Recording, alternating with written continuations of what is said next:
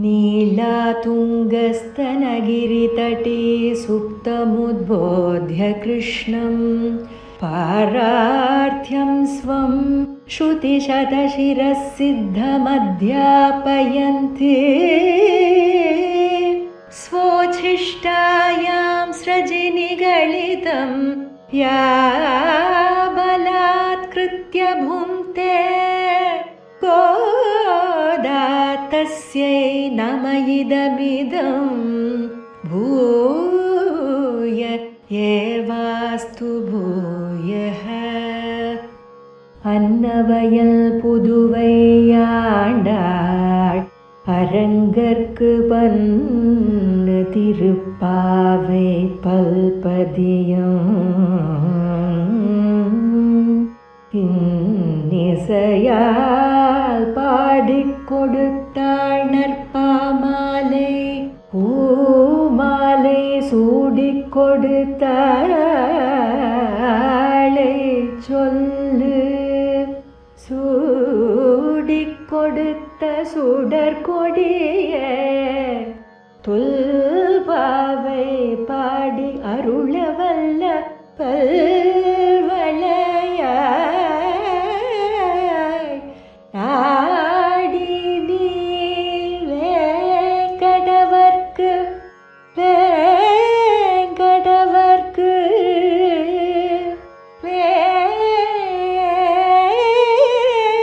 கடவர்க்கு என்னை விதி என்ற மாற்றம் நாம் கடவா வண்ணமே நல்கு.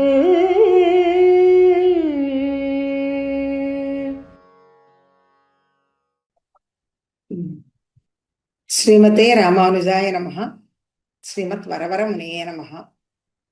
லக்ஷ்மீநாத சமாரம்பாம் நாதயாமுன மத்தியமாம் அஸ்மதாச்சாரிய பர்யந்தாம் வந்தே குரு பரம்பராம். ஸ்ரீமத் வேதமார்க்க பிரதிஷ்டாபனாச்சாரிய உபய வேதாந்த பிரவர்த்தகாச்சாரியராய் ஸ்ரீமத் பரமஹம்ச பரிப்ராஜகாச்சாரியராய் எழுந்தருளி இருக்கும் நம் எதுகிரி எதிராஜ ராமானுஜ ஜீயர் சுவாமிக்கு அடியேன் தண்டவத் பிரணாமங்களை தெரிவித்துக் கொள்கிறேன். அவருடைய மகா சங்கல்பம் ஒரு தீர்க்க சத்திர யாகம் போலே இந்த பிரபந்ததாரா என்கிற இந்த சங்கல்பமாகப்பட்டது கிருபா பிரவாகமாக பொய்கிறது.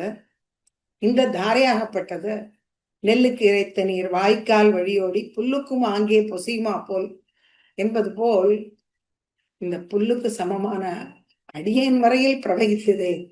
இது என்ன கிருபை, இது என்ன காருண்யம். பூயோ பூயோ நமோஸ்துதே. நம் ஜீயர் சுவாமியுடைய ஆக்ஞா பலத்தினாலேயே இந்த பிரபந்ததாரையில் இந்த திருப்பாவை தொடர் நிகழ்ச்சியில் இன்றைய பாசுரமான 23ஆம் பாசுரமான மாரிமலை முழஞ்சில் பாசுரத்தை நம்முடைய அனுபவத்துக்காக இங்க கொள்கிறோம். ஜனன பவன பிரீத்தியா துக்தார்ணவம் பகுமன்யசே ஜனனி தைத்த பிரேம்னா புஷ்ணாசி தத் பரமம் பதம் உததி பரமவியோம்னோர் விஸ்மிருத்திய மாதிருச ரக்ஷணாக க்ஷமமிதி தியா பூயக ஸ்ரீரங்க தாமனி மோதசே என்கிறார் ஸ்ரீ பராசர பட்டர் அவனுடைய ஸ்ரீகுண ரத்னகோசம் என்னும் பிராட்டி வைபவத்தை சொல்ல வந்த கிரந்தத்திலே. தாயே, ஜனன பவன பிரீத்தியா, உன்னுடைய பிறந்தகமான திருப்பார்கடலில் துக்தார்ணவம் திருப்பார்கடலில் உனக்கு மிக விருப்பம் உண்டு. ஜனன பவன பிரீத்தியா துக்தார்ணவம் பகுமன்யசே, மிகவும் மதிப்பு உண்டு. ஜனனி தைத்த பிரேம்னா புஷ்ணாசி தத் பரமம் பதம். தாயே, உன்னுடைய புகுந்த வீடான பரமபதத்தில் உனக்கு மிக்க பலமாக இருக்கிறாய். அந்த நீ மிகவும் செழிப்பாக இருக்கிறாய். அப்படி இருந்தும் உததி பரமவியோம்னோர் விஸ்மிருத்திய மாதிருஷ ரக்ஷணாக, அப்படி இருந்தும் அந்த பரமம் யோமம் என்னும் அந்த பரமபதம் அயோத்தியா அபராஜிதா என்னும் அந்த இடத்தை விட்டு இங்கு ஸ்ரீரங்க தாமனி, இங்கு வந்து ஸ்ரீரங்கத்தில் மாதிருச லட்சணாக எங்களை போன்ற குழந்தைகளுக்காக இங்கு வந்து மோதசை நீ நித்தியவாசம் பண்ணுகிறாய் சந்தோஷமாக என்கிறார் சுவாமி பராசர பட்டர்.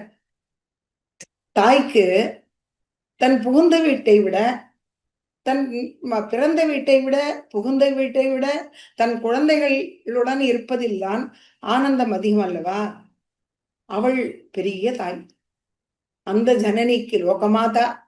அவளுக்கும் தன் பிறந்த வீட்டில் இன்பத்தை விட, புகுந்த வீட்டு வளமையை விட குழந்தைகளுடன் இருப்பதில் அவளுக்கு மிக விருப்பம். இது ஸ்ரீதேவி நாச்சியாருடைய பிரபாவத்தை சொல்ல வந்தது. அடுத்தது பூதேவி தாயாரை பற்றி சுவாமி மணவாள மாமுனிகள். இன்னோ திருவாடிப்புறம் எமக்காக வந்தோ இங்கு ஆண்டாள் அவதரித்தாள். குன்னாத வாழ்வான வைகுந்த வான் போகந்தனை இகழ்ந்து ஆழ்வார் திருமகளாராய்.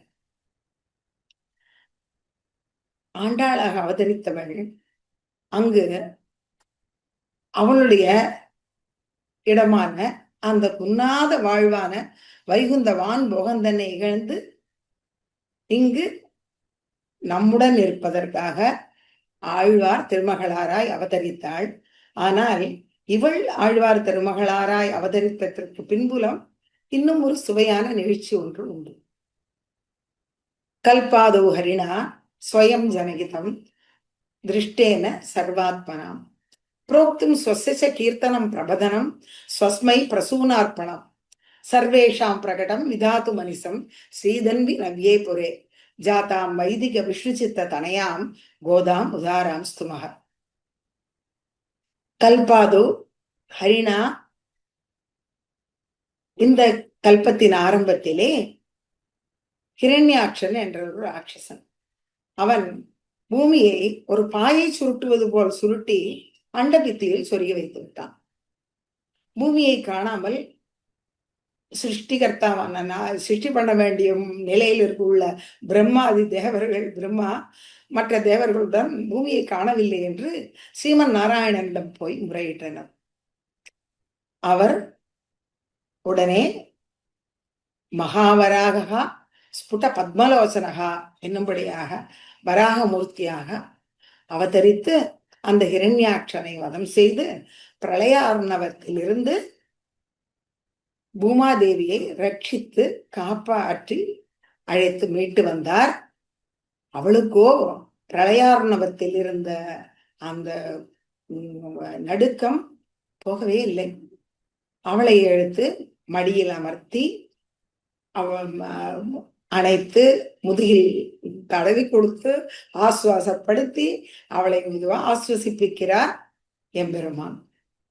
தன் நடுக்கம் தீர்ந்த பூமி பிராட்டி முதலில் நினைப்பது நம்மைத்தான்.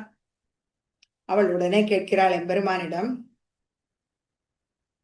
சுவாமி, அடியனுடைய நடுக்கம் தீர்ந்து விட்டது, ஆனால் இதே போல் சம்சார ஆர்ணவத்தில் நடுங்கிக் கொண்டிருக்கிறார்கள் என் குழந்தைகள், அவர்களுடைய நடுக்கம் தீர்வதற்கு தேவரீர் ஒரு வழியிட்டு அருள வேண்டும் என்று இவள் பிரார்த்திக்கிறாள். அவர் அதற்கு ஏதோ பதில் சொன்னார். அந்த பதிலை இவள் தன்னுடைய புடவை தலைப்பில் 3 முடிச்சுக்கள் இட்டுக்கொண்டாள். இட்டுக்கொண்டு காலம் பார்த்திருந்தாள். இதை நமக்கு அந்த 3 விஷயங்களை நமக்கு சொல்லிக் கொடுக்க உபதேசிக்க காலம் பார்த்து இருந்தாள். அப்படியா காலமும் வந்தது. ஒரு நல்ல நல வருஷத்தில் ஆடி மாதத்தில் மங்களகரமான செவ்வாய்க்கிழமையில் திருப்பூர தினத்திலே திருத்துழாய் வனத்திலே வில்லிபுத்தூர் ஸ்தலத்திலே விஷ்ணு சித்தர் குலத்திலே வந்து அவதரித்தாள். அயோனிஜியாக அவதரித்தாள் ஆண்டாள். பெரியாழ்வாருக்கோ மிகுந்த சந்தோஷம். ஒரு தரித்திரன் நிதியை கண்டார் போல் அந்த குழந்தையை தன் இல்லத்துக்கு எடுத்து வந்து பூமாலை போல் இருந்த அந்த குழந்தைக்கு கோதை என்று பெயரிட்டு வளர்த்து வந்தார். நாளொரு மேனியும் பொழுதொரு வண்ணமுமாக குழந்தை வளர்ந்தாள். சாதாரண தகப்பன்மார்கள், தாய்மார்கள் என்ன பண்ணுவார்கள்? குழந்தைக்கு தேன், பால், அரிசி சோறு, பருப்பு வகைகளை அளிப்பார்கள்.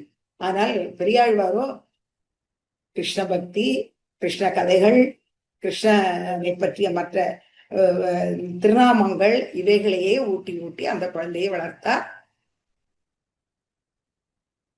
அந்த குழந்தையும் தன்னுடைய கிருஷ்ண பக்தியுடனே வளர்ந்த குழந்தை தகப்பனார் கட்டி வைத்த பூமாலையை கண்டு நாம் அந்த ரங்கமன்னாருக்கு தகுந்தவனாக இருப்போமா, கண்ணனுக்கு தகுந்தவளாக இருப்போமா என்று பார்க்க வேண்டும் என்று அந்த மாலையை எடுத்து தன் கழுத்தில் சூட்டிக் கொண்டு அழகு பார்த்தாள். இதை கண்ட அவர் தகப்பனார் கோபிக்க வருந்த, ஆனால் எம்பெருமானுடைய வார்த்தைகளில் கட்டுப்பட்டு அன்றிலிருந்து அவன் முகப்புக்காக இவள் சூடி களைந்த மாலைகளை கொண்டு அவனுக்கு சமர்ப்பித்து வந்தார். இப்படி இதையே அஞ்சு குடிக்கு ஒரு சந்ததியாய் ஆழ்வார்கள் தஞ்சையலை மிஞ்சி நிற்கும் தன்மையலாய் பிஞ்சாய் பழுத்தாளை ஆண்டாளை பத்தியுடன் நாளும் முழுத்தாய் மனமே மகிழ்ந்து என்று உபதேச ரத்ன மாலையில் சுவாமி மணவாள மாமுனிகள் சாதிக்கிறார்.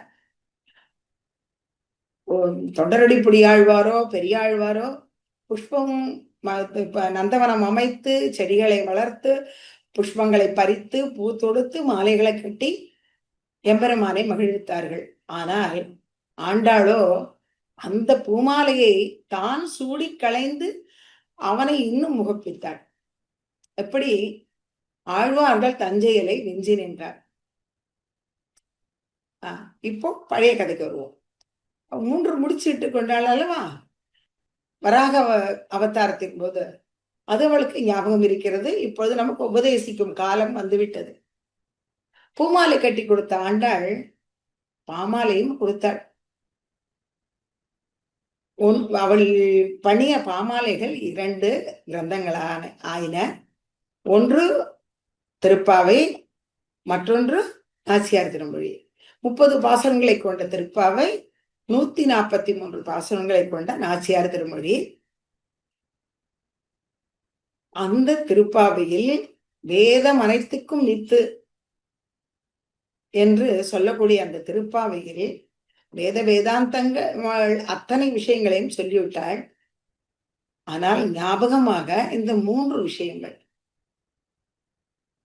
வாயினால் பாடி, மனத்தினால் சிந்தித்து, தூமலர் தூவி தொழுது அவனை நினைத்து வணங்கினால் எங்கும் திருவருள் பெற்று இன்புறுவர் என்கிற இந்த விஷயத்தை இதற்குள், இந்த திருப்பாவைக்குள் பொதிந்து நமக்கு அதையும் ஊட்டினாள், உபதேசிக்கிறாள். இந்த இடத்தில் ஒரு சின்ன சந்தேகம் நமக்கு எழும். சர்வதர்மான் பரித்தேஜ்ய மாமேகம் சரணம் ரஜ என்று சர்வ தர்மங்களையும் பரித்தேஜ்ய என்று சொன்னானே கண்ணன், அது சரியா? இல்லை வாயினால் பாடி மனத்தினால் சிந்தித்து தூமலர் தூவில் தொழு என்கிறாரே வராக நாயனார், இது சரியா? நாம் என்ன பண்ண வேண்டும்? சர்வ தர்மங்களையும் விட வேண்டுமா? இதை செய்ய வேண்டுமா என்றொரு கேள்வி எழலாம். ஆண்டாள் அதற்கு எவ்வளவு அழகாக நமக்கு அதற்கு வழியிட்டு கொடுத்தாள்.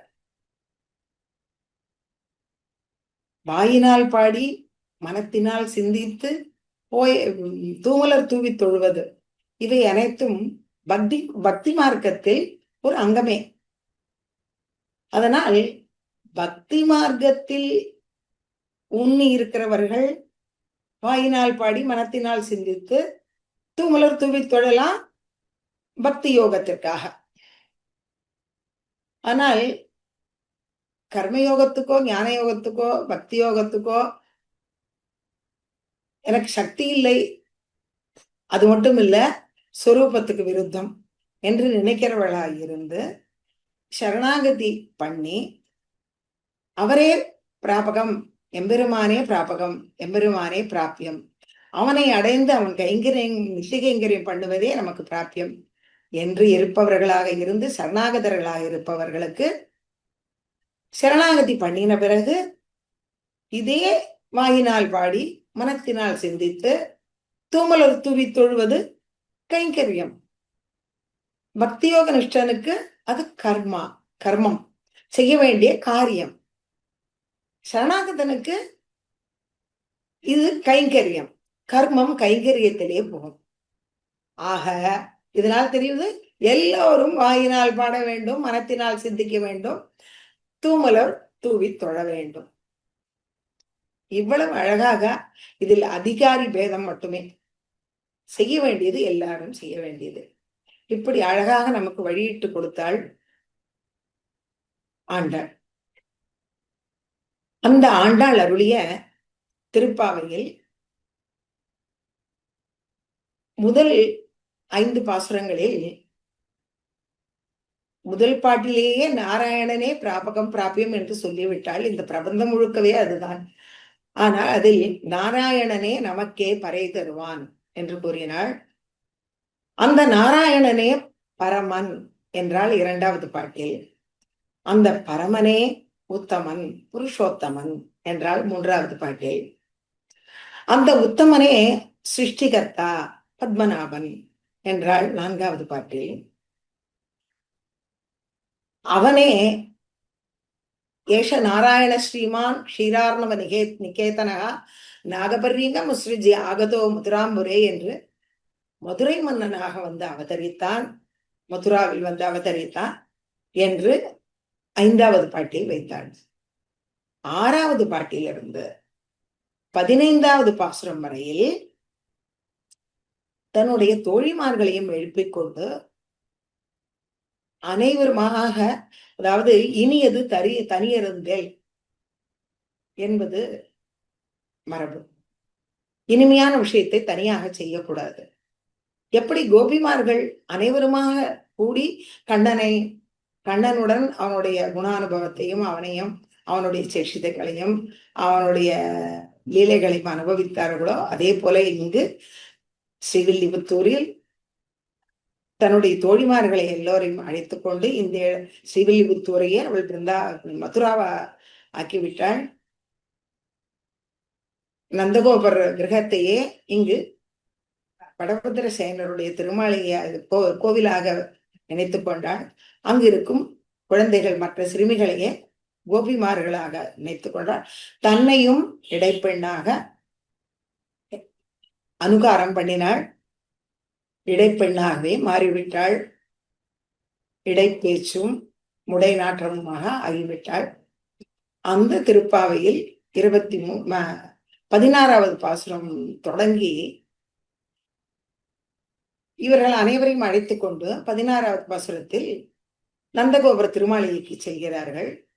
அங்கு வாயில் காப்போனையும் அனுமதி பெற்று, கோயில் காப்போன் அவனிடம் அனுமதி பெற்று, முதலில் கிரமமாக நந்தகோபரை எழுப்பி, அடுத்து யசோதை பிராட்டியை எழுப்பி, அடுத்து நம்பிமூத்த பிரான் பலராமனை எழுப்பி, அடுத்து நப்பின்னை கிருஷ்ணன் என்று எழுப்புகிறார்கள். 20வது பாட்டுடன் இந்த அவர்களை எழுப்பி முடித்தார்கள். 21லிருந்து அவருடன் இவர்களே நேரிட பேச ஆரம்பித்தார்கள். வார்த்தையாட முதலாக 21வது பாசுரத்திலிருந்து அங்கன்மா ஞாலத்து, இதற்கு முன் பாசுரமான அங்கன்மா ஞாலத்து பாசுரத்தில் கண்ணன் எப்படி கண் விழித்து இவர்களை பார்க்க வேண்டும், எப்படி பார்க்க வேண்டும் என்று இவர்கள் அவனுக்கு பாடம் எடுத்தார்கள். செங்கண் சிறுசிறிதே எம்மேல் விழியாகோ திங்களும் ஆதித்யனும் எழுந்தாற்போல் அங்கண் 2 கொண்டு எங்கள் மேல் நோக்குதியே எங்கள் மேல் சாபம் இழிந்தேலோர் எம்பாவாய் என்று முடித்தார்கள். உன்னுடைய அந்த கட்டாட்சத்தினால் நாங்கள் எங்களுடைய சாபம் தீர்க்கப்பட்டவர்களாக ஆவோம் என்று பிரார்த்தித்தார்கள். அவர் அப்படி கூட விழித்து பார்த்தால் சாபம் தீர்ந்து விடுமா என்ன? அவருக்கு தெரியாத விஷயமா கேட்கிறார். ஆமாம், சிரமணியும் விதுர ரிஷிபத்னிகளை புத்தராக்கின புண்டரீகாட்சன் நெடுநோக்கல்லவா. ஒரு சபரியையும் ஒரு விதுரரையும் ரிஷிபத்னிகளையும் பூத்தராக்கின புண்டரீகாட்சன் நெடுநோக்கு. இதை பற்றி நேற்றைய அனுபவம் நிறைய அனுபவித்தோம். அப்படிப்பட்ட இந்த பெண்கள் இப்பொழுது என்ன சொல்கிறார்கள்? அப்படியா, அப்படியானால் நீங்கள் உள்ளே வாருங்கள் என்று கண்ணன் அழைக்க, நாங்கள் இப்படியெல்லாம் வரமாட்டோம். நீ படுக்கை பற்றாக எந்த வார்த்தையும் எங்களுக்கு பேசக்கூடாது. நீ எழுந்திருந்து திருவோலக்கத்தில், பெரிய திருவோலக்கத்தில் அமர்ந்து நாங்கள் வந்த காரியம் என்னவென்று ஆராய வேண்டும் என்று இவர்கள் அவனிடம் பதில் கூறினார்கள். அப்பொழுது ஒரு க்ஷணம் தகைந்த எம்பெருமான் கண்ணன் நினைக்கிறான், ஐயோ பாவம், இவர்கள் பிராட்டி பரிகரங்கள். இவர்கள் எவ்வளவு தூரத்தில் இருந்து நடந்து ஒருத்தரை ஒருத்தர் எழுப்பி அழைத்து கொண்டு இங்கு வந்து நம்ம எல்லோரையும் எழுப்பி இங்கு வந்து நின்று நம்மளிடம் பிரார்த்திக்கும்படியாக இருந்து விட்டோமே. நாமல்லவோ முதலில் சென்று உங்களுக்கு என்ன வேண்டும் என்று கேட்டிருக்க வேண்டும். அதை விடுத்து அவர்கள் இங்கு வந்து தன் காரியத்தை பற்றி யாம் அந்த காரியம் ஆராய்ந்த அருள் என்று கேட்கும்படியாக பண்ணிவிட்டோமே என்று லஜித்து விட்டான். ஏனென்றால் அவனுடைய சுபாவம் அப்படி. ஸ்ரீராமாயணத்தில் தண்டகாரண்யத்தில் ரிஷிகள் அனைவரும் அங்கு ராட்சசர்களால் பீடிக்கப்பட்டு ஒருத்தருக்கு காதை காணும், ஒருத்தருக்கு கண்ணை பிடுங்கி விட்டான், ஒருத்தர் மூக்கை பிடுங்கி விட்டான், ஒருத்தர் கையை உடைத்து விட்டான். இப்படி அவரவர்கள் வருத்தப்பட்டு கொண்டிருக்கிறார்கள். யார் வந்து நம்மை ரட்சிக்க போகிறார்கள்? ராமபிரான் வரப்போவதாக கேள்விப்பட்டோம். எப்பொழுது வரப்போகிறாரோ என்று காத்து கொண்டிருக்கிறார்கள். அப்போது திடீரென்று ஒரு ஒளி, ஒரு மயில் கழுத்தின் சாயலில் ஒரு பச்சையும் இல்லாமல் நீளமும் இல்லாமல் ஒரு ஒளி அந்த தண்டகாரண்யத்தை சூழ்ந்து கொண்டது. ஆகா, சக்கரவர்த்தி திருமகன் வந்து விட்டார், ராமபிரான் வந்து விட்டார் நம்மை ரட்சிக்க என்று ஆனந்தத்துடன் இவர்கள் அனைவரும் தங்கள் ஏதோ கிடைத்த காய், கிழங்கு, கனி வகைகளை எடுத்துக்கொண்டு ராமனை நோக்கி வருகிறார்கள். அண்ணலும் இளங்கோவும் பிராட்டியும் ஒவ்வொருமா வருகிற கோலத்தை கண்டு, அவருடைய அந்த வடிவழகை கண்டு இவர்கள் சொல்ல வேண்டிய காரியத்தை மறந்து விட்டார்கள். மங்களாசாசனம் பண்ணினார்கள். பண்ணி அந்த அழகை பார்த்து, இந்த மான் தோலும் மரவுரியும் ஒருவருக்கு இப்படி இவ்வளவு அழகாக இருப்பதே, நாமும் இத்தனை வருஷங்களாக இதையே அணுகிறோம், இத்தனை பேரும் இவ்வளவு அழகாக இருக்குமா என்று இந்த ஒரு நாள் திருமுகத்தில் இந்த வடிவழகு படுத்தும் பாடு என்பார்கள். அதுபோல் வடிவழகு இவர்களை தாங்கள் சொல்ல வந்த விஷயத்தை மறக்க வைத்து விட்டது. சற்று நேரம் பொறுத்தே இவர்கள்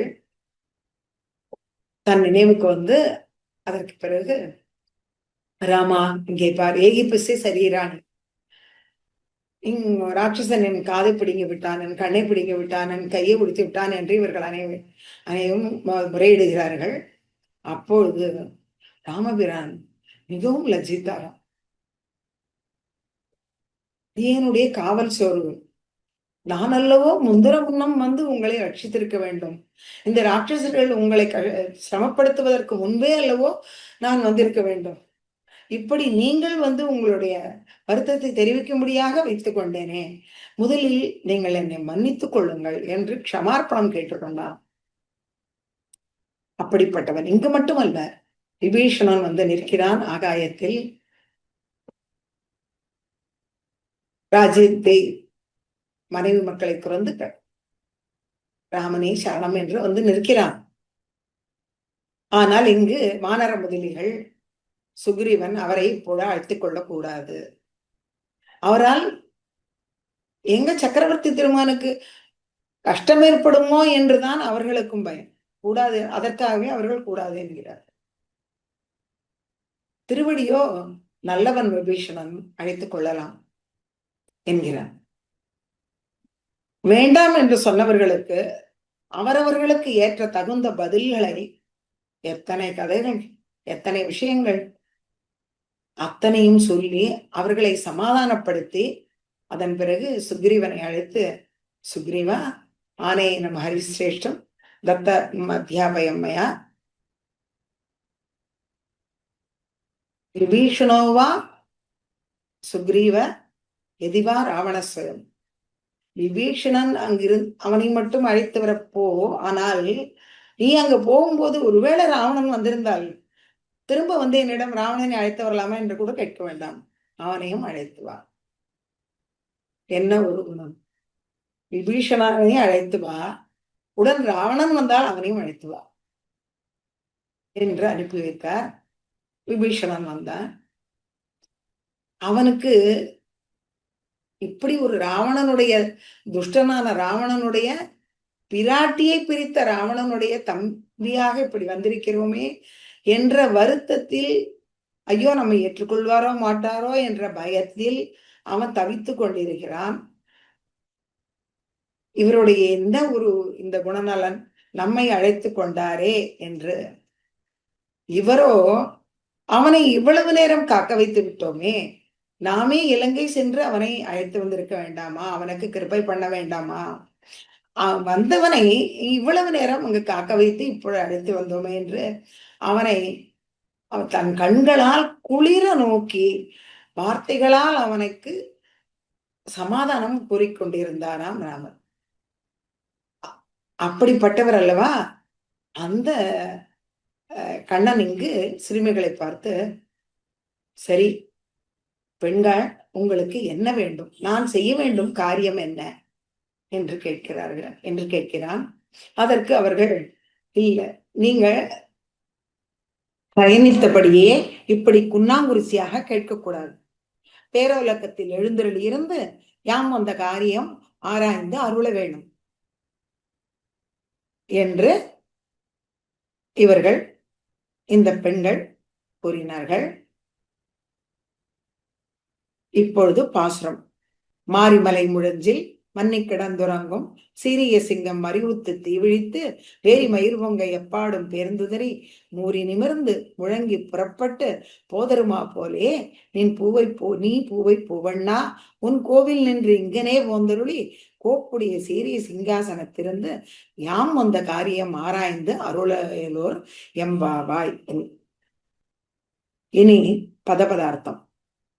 மாரி, மழைக்காலத்திலே மலை முழஞ்சில் மலை குயொன்றிலே மன்னி கிடந்து பேடையோடு ஒன்றாக பொருந்தி கிடந்து உறங்கும்படியான சீரிய சிங்கம், மிகவும் வீரியமான சிங்கம், அறிவுற்று உணர்ந்தெழுந்து தீவிழித்து நெருப்பு பொறி பறக்க பார்வை பார்த்து வேரி மயிர் பரிமளம் மிகுந்த ஜாதியுச்சிதமான பரிமளம் மிகுந்து நிரம்பிய பிடரி மயிர்கள் பொங்க எழும்பும்படி எப்பாடும் எல்லா பக்கத்திலும் 4 திசையிலும் பேர்ந்து அசைந்து உதறி தேகத்தை உதறி மூறி நிமிர்ந்து உடல் ஒன்றாகும்படி நீட்டி நிமிர்ந்து முழங்கி கர்ஜனை செய்து வெளியே புறப்பட்டு போதருமா போலே வருகிறார் போலே பூவை பூவண்ணா காயாம்பூ போல் நிறத்தை உடைய கண்ணனே, நீ உன்னுடைய கோவில் நின்று சயனாசனத்திலிருந்து இங்கனே போந்தருளி இங்கு பேரோலக்கத்தில் எழுந்தருளி கோப்புடைய சீரிய சிங்காசனத்திலிருந்து மிகவும் அழகான வேலைப்பாடுகள் அமைந்துள்ள கோப்புடைய சீரிய சிங்காசனத்தில், மிகவும் அருமையான சிங்காசனத்தில் அமர்ந்து யாம் வந்த காரியம், நாங்கள் மனோரத்தித்து வந்த காரியம் என்னவென்று ஆராய்ந்து அருள் விசாரித்து அருள வேண்டும். இனி பாசுர விளக்கு. மாரி மலை முழஞ்சில். மாரிக்காலம், மாரி மழைக்காலம். தேசமுடைய தரையே தெரியாமல் ஜலமாய் இருக்கும் காலம், போக்குவரத்துக்கு கூட சாதகம் இல்லாத நேரம். மன்னர்களானாலும் அடுத்த தேசத்தில் உள்ள சத்துருக்களோடையோ அந்த மறந்து போரிட வேண்டும் என்பதை கூட நினைப்பதில்லை. தந்தாம் அரண்மனையிலே இருந்து தங்களுடைய குடும்பத்தாருடன் பொழுதை கழிக்கும் காலம் இந்த மாரிக்காலம். குடி மக்களும் அப்படித்தான். அவரவர்கள் இல்லத்திலே அவரவர்கள் பொருந்தி ஆனந்தமாக காலத்தை கழிக்கும் காலம் இந்த மாரிக்காலம். சுக்ரீவனும் அப்படித்தான் செய்தான். அதுவும் அவன் நீண்ட நாள் ராஜ்யத்தையும் போகத்தையும் இழந்திருந்தவன். அந்த ராஜ்ய போகத்தை அனுபவித்துக் கொண்டு இங்கு சுகமாக இருந்து கொண்டிருந்தான்.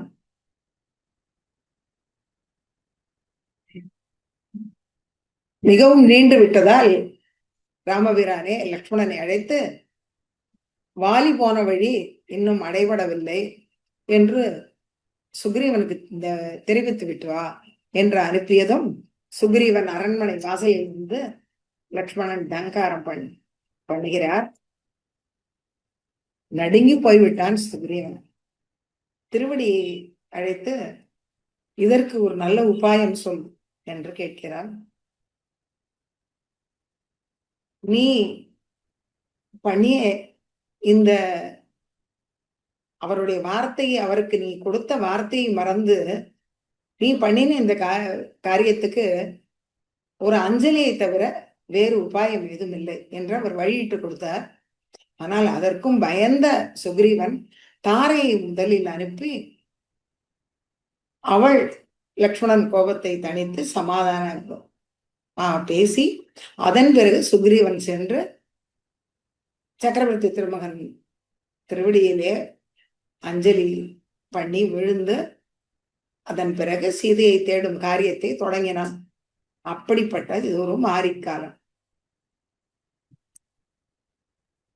ராமரோ இந்த மாரிக்காலத்தில் 4 மாதங்கள் மால்யவான் மலையில் பிராட்டி நினைவால் துடித்து போய் அவ்வப்பொழுது அவர் அழுத கண்ணீராக இருக்கும் காலத்தில் லக்ஷ்மணன் தன் வருத்தம் ஒரு பக்கம்,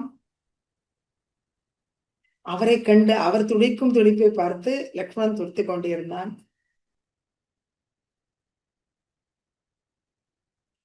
காடடைய புஷ்பங்கள் பூத்து குலுங்கும் காலம்.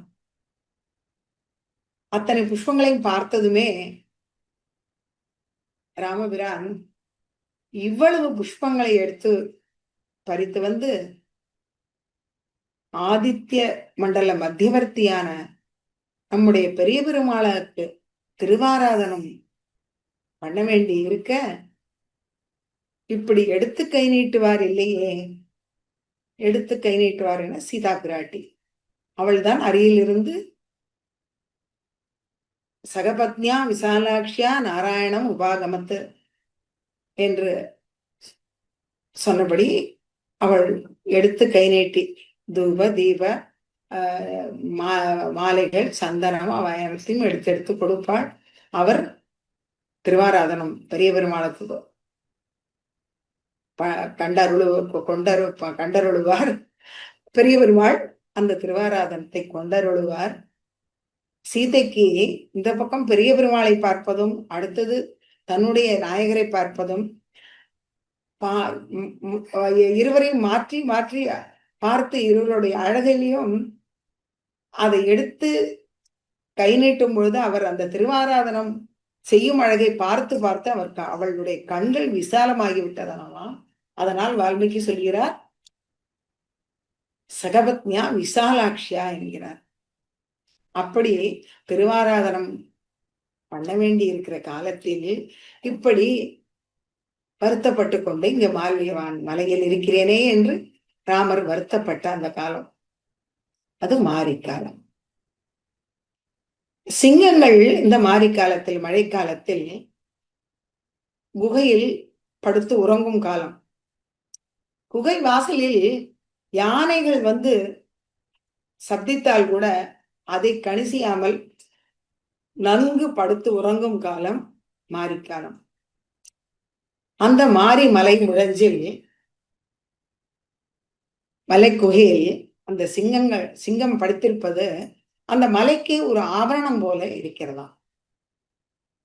எப்படி என்றால், நீளாதுங்க ஸ்தனகிரி தடி சுப்தம் என்று கண்ணன் நப்பிள்ளை பிராட்டியின் திருமார்பில் தலை வைத்து படுத்துறங்குவது போல் இருக்கிறது.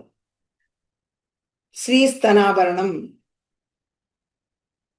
என்கிறோம் அல்லவா, அப்படி ஸ்திரீ ஸ்தனாபரணமாகவே கண்ணன் படுத்து உறங்குகிறான் மலை முழஞ்சு. அடுத்து மன்னி கிடந்து. இந்த சிம்மங்கள் தன் பேடையோட மன்னி கிடந்து ஏகவஸ்து போல மன்னி கிடந்து உறங்குமாம். கண்ணனும் கொத்தலர் பூங்குழல் நப்பின்னை கொங்கை மேல் வைத்து கிடந்த மலர் மார்பன் என்றும் அவன் உறங்கும் சீரிய சிங்கம். உறக்கத்தில் கூட சிங்கம் உறங்கும் பொழுது கூட துஷ்டமிருகங்கள் அந்த சிங்கத்தின் அருகில் வருவதற்கு பயப்படுமோ? அது அந்த சிங்கங்களுக்குடைய சீர்மை.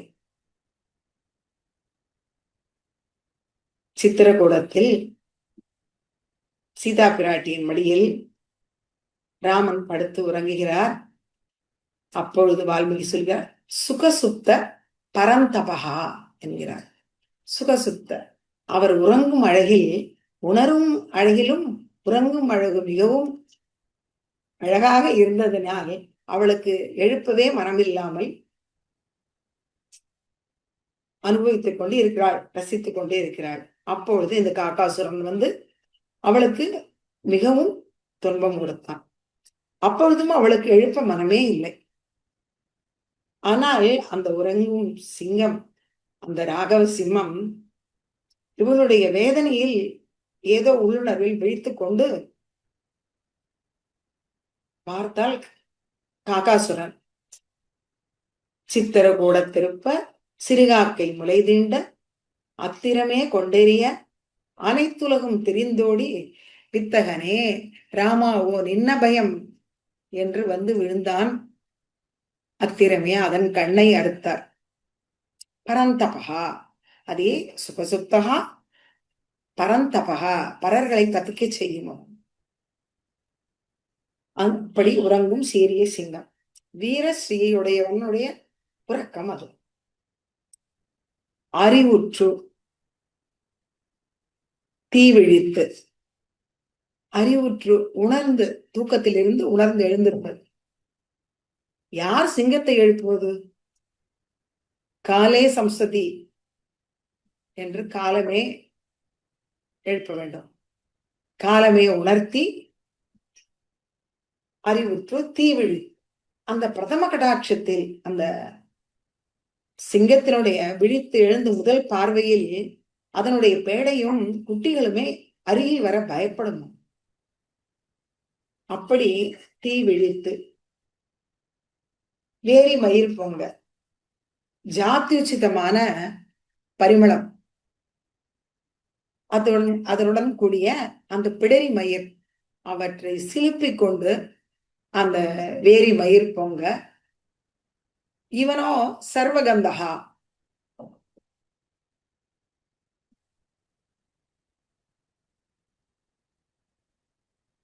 அதனால் சர்வகந்தகா இவன். அது இந்த சிங்கமாகப்பட்டது வேரி மயிர் பொங்க எப்பாடும் 4 திசைகளிலும் 4 பக்கமும் கொஞ்சம் அசைந்து கொடுத்து எப்பாடும் பேருந்து உதறி இதுவரை படுத்திருக்கும் பொழுது அவயவங்களை ஒரே சரியாக வைத்துக் கொண்டிருப்பதால் அவயவங்களில் ஒரு திமிர்ப்பு ஏறிவிடும். அதை போக்கிக் கொள்வதற்காக தீவிழித்து வேரி மயிர் பொங்க எப்பாடும் பேருந்து உதறி கொள்ளும். நிமிர்ந்து சிங்கம் தன்னுடைய உடலை பின்புறத்தை சுருக்கி கொண்டு முன்பக்கத்தை நீட்டி நிமிர்ந்து, மொத்தமா சொன்னா சோம்பல் முறிக்கிறது. அந்த சிங்கம் சோம்பல் முறித்து கொண்டு எழுந்திருக்கும். மூறி நிமிர்ந்து முழங்கி, அடுத்து ஒரு கர்ஜனை. அந்த கர்ஜனையில் அந்த கானகத்தில் எங்கெங்கோ இருக்கும் துஷ்ட மிருகங்கள் கூட அப்படியே முழுக்காயாய் அவிழ்ந்து விடுமா பயத்தினால். அந்த முழக்கம் குருக்ஷேத்திரத்தில் சகோஷோ தாத்தராஷ்டிரானா ஹிருதயாணி வியதாரயத்து என்று துரியோதனாதிகள் நெஞ்சம் முழுத்து போகும்படியாக முழங்கிய முழக்கம் அல்லவா அது. மூறி நிமிர்ந்து முழங்கி புறப்பட்டு போதருமா போலே. சிம்ம அவலோகன நியாயம் என்பார்கள். அதை போல் சிம்மம் வெளியில் புறப்பட்டு 4 பக்கம் திரும்பி பார்த்து கொண்டு மலைக்குகையிலிருந்து புறப்பட்டு வருமா போலே என்று இந்த பெண்கள் சொல்லும் பொழுதே கண்ணன், என்ன பெண்கள், என்ன சிமிகள், நீங்கள் என்னை ஒரு சிங்கம் போல் என்று சொல்லிவிட்டீர்களே என்று கொஞ்சம் குரல் தாழ்த்தி கேட்க, உடனே அவர்கள், இல்லை கண்ணா, ஒரு உதாரணத்திற்காக, உன்னுடைய கம்பீரத்துக்காக மட்டும்தான் நாங்கள் சிங்கத்தை உபமையாக சொன்னோம். நீ பூவை பூவண்ணன் அல்லவா, போதருமா போலே என்றவர்கள் அடுத்த பதம் பூவை பூவண்ணா. நீ காயாம்பு நிறத்தவன் அல்லவா, காயாம்புவை போன்ற மிருது சுபாவம் உடையவன் அல்லவா. ஒரு சிங்கத்திற்கு உன்னை போல் வடிவழகும் குளிர்த்தியும் மாதுரியமும் உண்டா? நாங்கள் ஒரு கம்பீரத்துக்காக ஒரு உதாரணம் சொன்னோம், அவ்வளவுதான் என்று சொல்லி பூவை பூவண்ணா. இந்த பூவை கூட ஏதோ ஒரு வகையில் உனக்கு உபமானமாக சொல்லுகிறோமே அல்லது முழுவதும் உபமானம் கிடையாது. நீ உபமான ரகிதன். நீ எதையும் உனக்கு உபமானமாக ஒப்பிட்டு சொல்ல முடியாது. குரத்தாழ்வான் சொல்கிறார், அதீர்கம் அப்ரேமதுகம் க்ஷணோஜ்வலம் என்றால் அடிக்கடி தாமரை போன்ற கண்கள் என்று நிறைய இடங்களில் எம்பெருமானை பற்றி வர்ணிக்கும் பொழுது வரும்.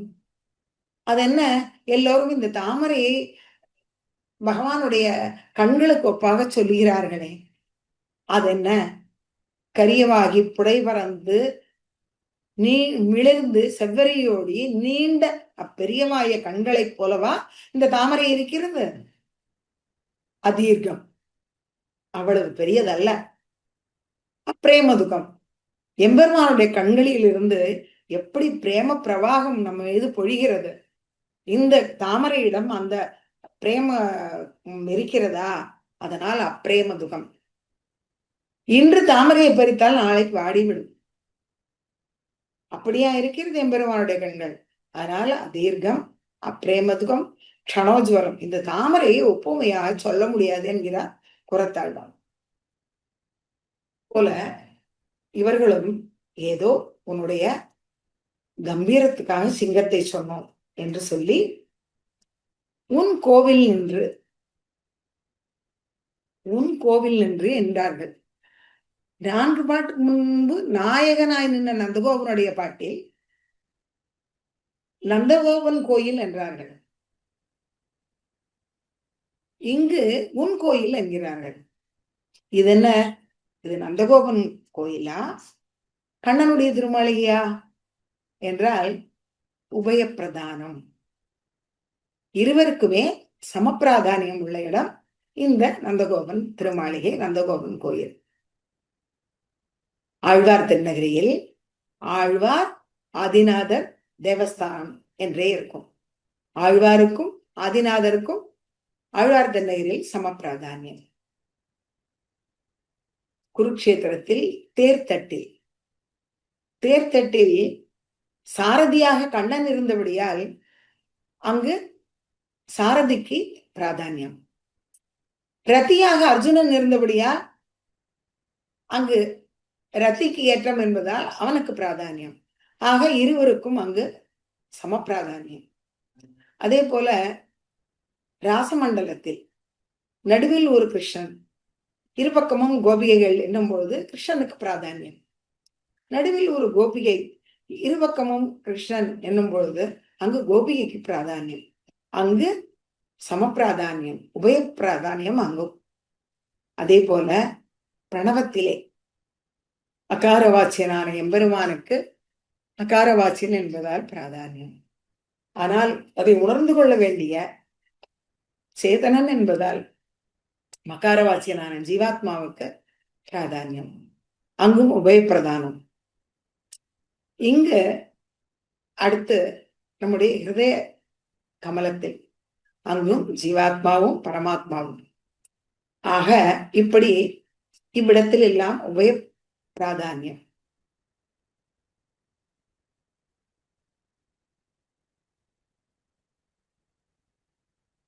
உன் கோவில் நின்று அடுத்து இங்கனே போந்தருளி. இப்பொழுதுதான் அவர்களுக்கு மிகவும் விருப்பமான இடம் வருகிறது. இங்கனே போந்தருளி. கண் வளர்ந்த அருளினபடியை கண்டோம்.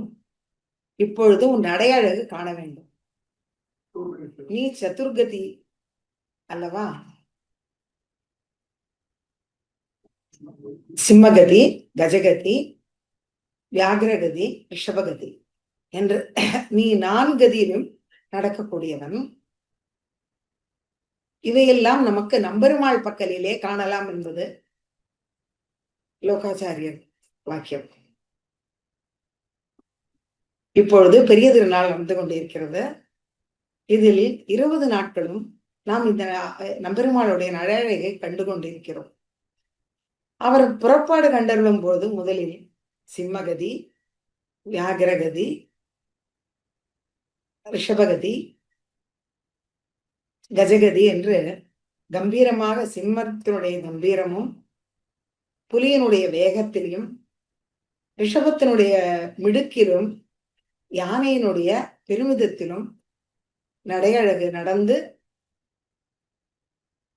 நமக்கு ஆனந்தத்தை அளிக்கிறார். அதே போல் ஆஸ்தானத்தில் திரும்புகாலில் திரும்பி எழும்பொழுது சர்பகதி என்று வேற சர்பகதி, அதையும் நாம் சேவிக்க முடியும். அப்படி இருக்கக்கூடியவன் அல்லவா என்று உன்னுடைய அந்த நடையழகை நாங்கள் காண வேண்டும் என்கிறார்கள் இந்த சிறுமிகள். உடனே அவன் எழுந்து ஓர் அடி எடுத்து வைக்கிறான். நடந்து 4 அடி எடுத்து ஆரம்பிக்கிறான். ஆரம்பிக்கும் பொழுதே இவர்களுக்கு அவனோட நடையழகில் தோற்றார்கள். அந்த நடக்கும் பொழுது அவனுடைய அசைந்து இருக்கும் அந்த குழல் கற்றைகள், திருக்குழல் கற்றைகள் அது அசைவதும், அவருடைய உத்தரியம் அசைவதும், திருத்துழாய் மாலை அசைவதும் இதை பார்த்த குழந்தைகள் ஆனந்தப்பட்டார்கள். அந்த அவருடைய விழி அசைவும், அந்த காது குண்டலங்களின் அசைவும் மெய்மறந்து போனார்கள்.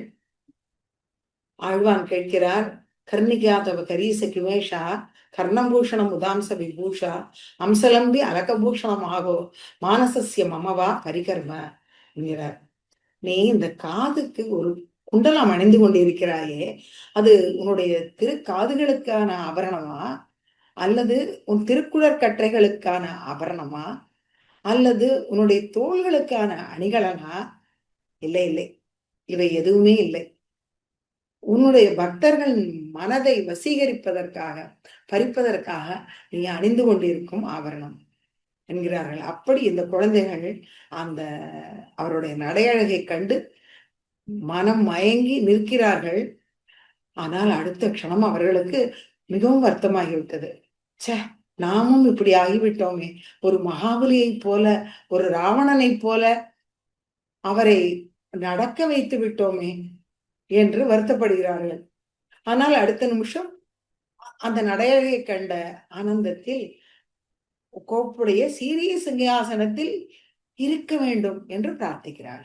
நடந்தது போதும், நடந்த கால்கள் நொந்தவோ, அதனால் நீ இந்த சீரிய சிங்காசனத்தில் இருந்து நாங்கள் வந்த காரியத்தை ஆராயலாம் என்கிறார்கள். அவனும் இவர்கள் சொன்னபடியே சீரிய சிங்காசனத்தில் அமரப்போகிறான். அது என்ன கோப்புடைய சீரிய சிங்காசனம். கோப்புடைய என்றால் வரிசை கிரமம் மாறாமல் மிகவும் அழகான வேலைப்பாடுகள் அமைந்துள்ள அந்த சீரிய சிங்காசனம். சிங்கத்துக்கு ஏற்ற சீரிய சிங்காசனம். இந்த சிம்மாசனம் எப்பேற்பட்டது என்றால், ஏலாப்பொயில் உரைக்கும் கிருஷ்ணனானால் கூட இந்த சிம்ம ஆசனத்தின் பெருமையாகப்பட்டது அவன் வார்த்தை மெய்யாகவே இருக்கும். அப்படி ஒரு ஆசனம் அது சிங்காசனம், சீரிய சிங்காசனம், கோப்புடைய சீரிய சிங்காசனம் என்கிறார்கள். இது பரமபதத்தில் இருக்கும் அவனுடைய தர்மாதிபீடம் போல. தர்மாதிபீடம் அல்லவா? தர்மம் அதர்மம், ஐஸ்வர்யம் அனைஸ்வர்யம், வைராக்கியம் அவைராக்கியம், ஞானம் அஜானம் என்று இவைகள் அனைத்தையும் தனக்கு கால்களாக கொண்டு இருக்கக்கூடிய அந்த சிம்மாசனம். அதனால் நீ இந்த சிங்காசனத்தில் இருந்து திருவரங்கத்தில் தன் கோவிலாழ்வாரில் இருந்து புறப்பட்டு நம்பெருமாள் பெரிய திருமண்டபத்தில் சேரபாண்டியனில் தன்னுடைய தேவிமாரோடு வீத்திருந்து ஒரு வார்த்தை சொன்னால் அது தப்பாதா போலே இந்த சீரிய சிங்காசனத்தில் அமர்ந்து நீ ஒரு வார்த்தை சொன்னால் அது பழுதே ஆகாது. அதனால் நீ இந்த சீரிய சிம்மாசனத்தில் இருந்து நாங்கள் வந்த காரியம் ஆராய வேண்டும். சரி பெண்களே, நான் அமர்ந்தாயிற்று, வந்த காரியத்தை சொல்லுங்கள். இப்பொழுது இவர்கள் உடனே சொல்கிறார்கள், அப்படி நாங்கள் அவசரப்பட்டு சொல்ல மாட்டோம். ஏனென்றால் பரதன் அனைத்து பரிவாரங்களையும் அழைத்துக் கொண்டு, தாய்மார்களையும் அழைத்துக் கொண்டு ஊருக்கு திரும்பி வர வேண்டும் என்று, ராஜ்யத்தை ஆள வேண்டும் என்று பிரார்த்திப்பதற்காக அனைவருமாக வந்தனர். ஆனால் அங்கு வந்த பிறகு நீ திருவடியை மாத்திரம் பாதுகைகளை அவனிடம் அளித்துவிட்டு 14 வருஷங்கள் கழித்து வருகிறேன் என்று அனுப்பி வைத்த சுதந்திரம் நீ. அதனால் நாங்கள் இப்பொழுது அவசரப்பட்டு நாங்கள் வந்த காரியத்தை சொல்ல மாட்டோம். சிற்றஞ்சிறு அலைக்கு வந்த காரியத்தை வைத்தார்கள் என்கிறார் அழகமணவாள பெருவாள் நாயனார் ஆராயப்படுகிறது. ஆனால் இந்த சிறுமிகளுக்கு வந்த காரியம் ஏற்கனவே ஒரு விஷயம் நடந்து விட்டது. கிடக்கை அழகை காண வேண்டும் என்று விரும்பினார்கள், நடையழகை காண வேண்டும் என்று விரும்பினார்கள், இருக்கும் அழகை காண வேண்டும் என்று விரும்பினார்கள். எல்லாம் நடந்தேறியது அவர்களுக்கு.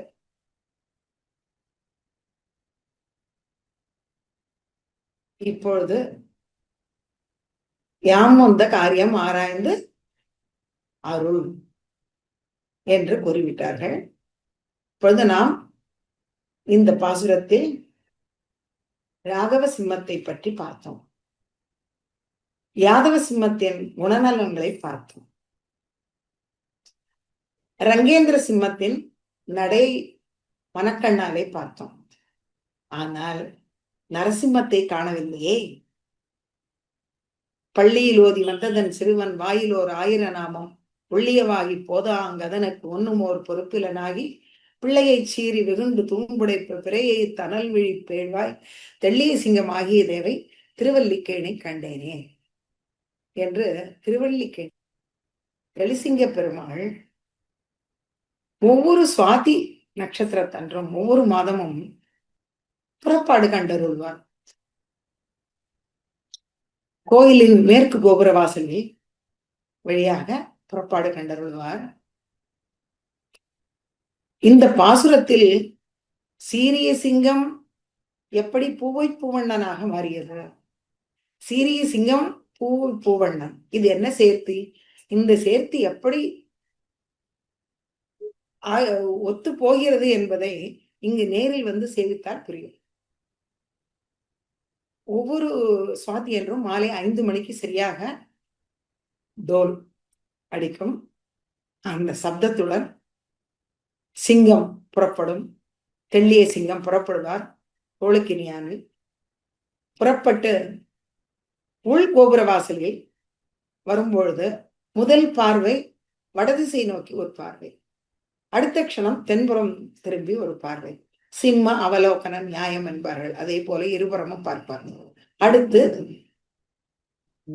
4 அடி வேகமாக எடுத்து வைத்தால் பிரதான கோபுர வாயிலுக்கு வந்து விடுவார். சீரிய சிங்கம் அறிவுக்கு தீ விழித்து வேரிமயிர் பொங்க எப்பாடு பேருந்துதறி மூறி நிமிர்ந்து முழங்கி புறப்பட்டு போதருமா போலே என்று அதுவரை வந்து விடுவார்.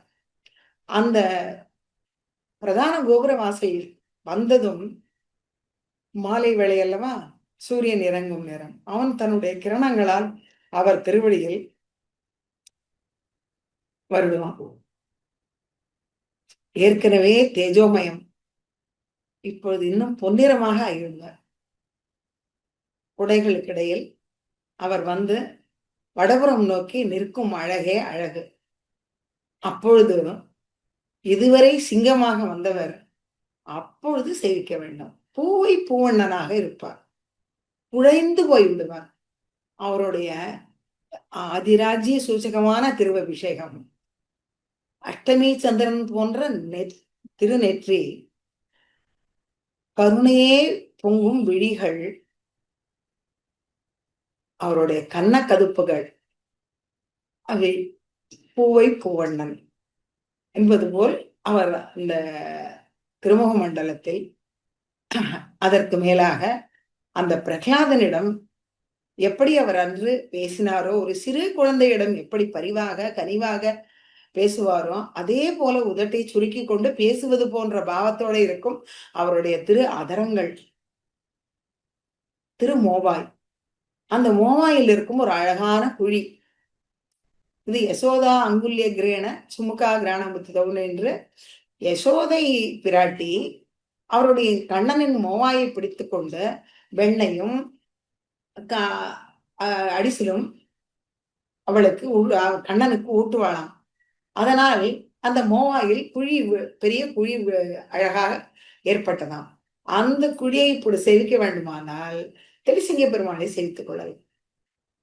அதில் அவருடைய அழகான திருக்கழுத்து, அதில் அவருக்கென்றே பிரத்யேகமாக ஏற்பட்ட காரை என்ற ஒரு திருவாபரணம், வலக்கை யாழி இடக்கை சங்கம், திருத்துழாய் மாலை மற்றும் புஷ்ப மாலைகள். ரட்சிப்பதில் முன்னம் முதலாக நிற்கக்கூடியவளான ஸ்ரீ மகாலட்சுமி வக்ஷஸ்தலத்தில் பீதக ஆடை, அழகான திருவடி தாமரைகள், ஆசிரிதர்கள் அனைவருக்கும் இடமுடைத்தான திருவடி தாமரைகள். அப்படி பொன்மயமாக வடதிசை நோக்கி நிற்பார். அப்பொழுது அங்கிருக்கும் அத்தியாபக சுவாமிகள் அனைவரும் ஒரே குரலில், திருக்கண்டேன் பொன்மேனி கண்டேன், திகழ் மறுக்கன் அணிநிறம் கண்டேன், செருக்கிளரும் பொன்னாழி கண்டேன், புரிசங்கம் கை கண்டேன், என்னாழி மன்னர்பால் இருந்தேன் என்று உரத்த உரையில் மிகவும் அழகாக சேவிப்பார்கள். இந்த பாசுரம் ஏற்பட்டது என்னவோ திருக்கோவலூர் இடைகளில். ஆனால் இந்த பாசுரம் இவருக்குத்தான் மிகவும் பொருத்தமாக அந்த புறப்பாட்டில் அமையும். இதில் மனம் மயங்காதவர்கள் யாரும் இல்லை. அப்படி இந்த நரசிம்மம் இத்துடன் இல்லை, இன்னும் ஒரு சிம்மம் இருக்கிறது. சிம்மம் ஆயிற்று, யாதவ சிம்மம் ஆயிற்று, ரங்கேந்திர சிம்மம் பார்த்தோம்,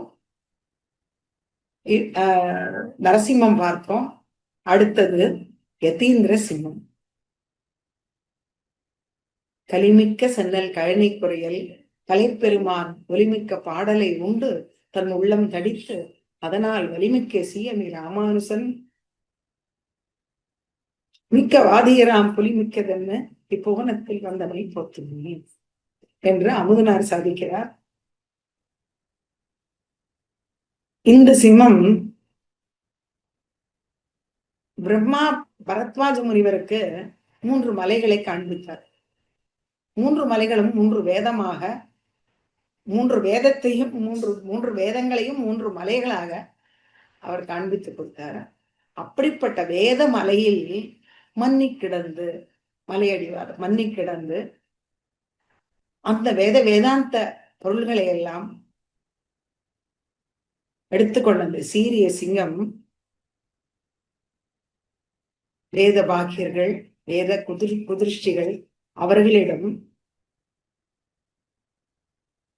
அப்போது ஒரு சிந்தை செய்தே என்று யார் யாருக்கு எப்படி எப்படி பதில் உரைக்க வேண்டுமோ அப்படி எப்படி உரைத்து சீரிய சிங்காசனத்தில் இருந்து இவருடைய இந்த சிங்காசனத்துக்கு சீர்மை என்னவென்றால் வேதஸ்ருதி, அபேதஸ்ருதி, கடகஸ்ருதி என்று 3 கால்களுடன் கூடிய அந்த சீரிய சிங்காசனத்தில் அமர்ந்து வேத குதிர்ஷ்டிகளானவர்கள், வேதத்துக்கு அபார்த்தம் சொல்லி வந்தவர்கள் அனைவரையும் ஒரு சேர அவை அனைத்தையும் 3 ஸ்ருதிகளாலும் ஆராய்ந்து சர்வம் சமஞ்சசம் என்று அருளி, நவ கிரந்தங்களையும் அருளி, 74 சிம்மாசனாதிபதிகளையும் இவை அனைத்தையும் பின்புள்ளவர்க்கும் அறிவிக்க வேண்டும் என்று அவர்களையும் ஏற்படுத்தி இப்படி இந்த சத் சம்பிரதாயத்தை வளர்த்து கொண்டு போகும் என்று இன்று வரை இனியும் ஆச்சந்திரார்க்கம் உள்ளளவும் இருக்கும்படியாக வாழ்வித்தருளில ஜெகதாச்சாரியர் யதீந்திர சிம்மம் அவர் கோதாகிரஜர். இப்படி திருப்பாவை பாடிய இந்த ஆண்டாளுக்கு ஆண்டாளுடைய கோதாகிரஜர் அண்ணனாகிய அந்த யதீந்திர சிம்மத்துக்கு அவருக்கு பல்லாண்டு பாடி ஆழ்வார் திருவடிகளே சரணம், எம்பெருமானார் திருவடிகளே சரணம், ஜீயர் திருவடிகளே சரணம். அதிலும் இந்த அதே வழியில் வந்த நம் ஜீயர் சுவாமிக்கும் மீண்டும் ஒரு முறை பல்லாண்டு பாடிக்கொண்டு அவருக்கு அடியனுடைய கிருத்தஜத்தை தெரிவித்துக் கொண்டு அமைகிறேன். பிருந்தாரண்ய நிவாசாய பலராமானுஜாய ருக்மிணி பிராணநாதாய பார்த்தசூதாய மங்களம். ஸ்ரீமத்யை விஷ்ணுச்சித்தாரிய மனோநந்தன ஹேத்தரே நந்தநந்தன சுந்தரே கோதாயை நித்தியமங்கலம். குற்றங்குறைகளுக்கு மன்னிக்க பிரார்த்திக்கிறேன் அடியேன். பற்பமென திகழ் பைங்கழலும் தன் பல்லவமே விரலும், பற்பமென திகழ் பைங்கழலும் தன் பல்லவமே விரலும், பாவனமாகிய பைந்துவராடை பதிந்த மருங்கழகோ, பாவனமாகிய பைந்துவராடை பதிந்த மருங்கழகும், முப்புரி நூலோடு முன்கையில் ஏந்திய முக்கோல் தன்னழகும், எப்பொழுதும் யதிராசன் வடிவழகு என் இதய துள்ளதால், இல்லை எனக்கெதிர் இல்லை எனக்கெதிர் இல்லை எனக்கெதிரே, இல்லை எனக்கெதிர் இல்லை எனக்கெதிர் இல்லை எனக்கெதிரே, இல்லை எனக்கெதிரே, இல்லை எனக்கெதிரே, இல்லை எனக்கெதிரே.